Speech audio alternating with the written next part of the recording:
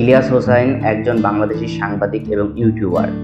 তিনি তার ইউটিউব চ্যানেলে বাংলাদেশের রাজনৈতিক ও সামাজিক সমস্যা নিয়ে প্রতিবেদন তৈরি করেন, যেখানে তিনি জনস্বার্থ এবং জবাবদিহিতার বিষয় নিয়ে আলোচনা করেন। 2024 সালের জানুয়ারিতে ডিজিটাল নিরাপত্তা আইনে পুলিশ ব্যুরো অব ইনভেস্টিগেশনের দায়ের করা একটি মামলায় তাকে অভিযুক্ত করা হয়। ট্রাইব্যুনাল তার বিরুদ্ধে গ্রেপ্তারি পরোয়ানা জারি করেছে এবং তিনি গ্রেফতার এড়াতে দেশ ছেড়েছিলেন, যদিও এগুলো মিথ্যা মামলা ছিল। প্রারম্ভিক জীবন। ইলিয়াস হোসেন 1984 সালের বাংলাদেশের বিখ্যাত জেলা চুয়াডাঙ্গা জেলার জীবননগর থানায় একটি সম্ভ্রান্ত মুসলিম পরিবারে জন্মগ্রহণ করেন। কর্মজীবন। ইলিয়াস চ্যানেল ওয়ানের গুড মর্নিং বাংলাদেশ নামক একটি অনুষ্ঠানের উপস্থাপক হিসেবে তার কর্মজীবন শুরু করেন। এরপর তিনি 21 টেলিভিশনের বাংলা অপরাধমূলক 21 চোখ এর উপস্থাপক হিসেবে কাজ করেন।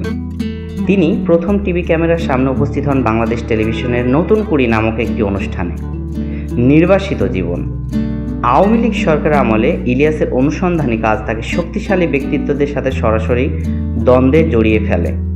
তার প্রতিবেদনগুলো তৎকালীন আওয়ামী লীগ সরকারের দুর্নীতি, জোরপূর্বক গুম, বিচার বহির্ভূত হত্যাকাণ্ড এবং ক্ষমতার অপব্যবহারের বিভিন্ন অভিযোগ তুলে ধরেন। 2015 সালে ইলিয়াস হোসেনের নিরাপত্তার প্রতি ক্রমবর্ধমান হুমকির কারণে ইলিয়াস বাংলাদেশ ত্যাগ করে মার্কিন যুক্তরাষ্ট্রে রাজনৈতিক আশ্রয়ে আবেদন করেন। নির্বাসনে থাকাকালীন ইলিয়াস ডিজিটাল প্ল্যাটফর্ম ব্যবহার করে তাকে কাজ চালিয়ে যান।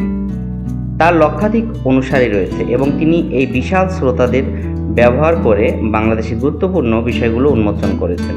বিদেশে বসবাস করলেও তার অনুসন্ধানী সাংবাদিকতার প্রতি যে অঙ্গীকার অটুট ছিল, যার ফলে তার প্রভাব অব্যাহত বাড়তে থাকে।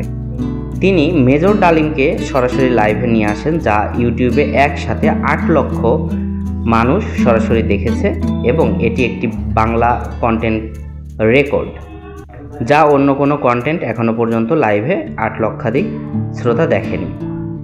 ইলিয়াস হোসেন বরাবরই সত্য তুলে এনেছেন এবং তিনি তার যে সাহসী ব্যক্তিত্ব, এই সাহসী ব্যক্তিত্বের জন্যই সর্বমহলে প্রশংসিত হয়েছেন।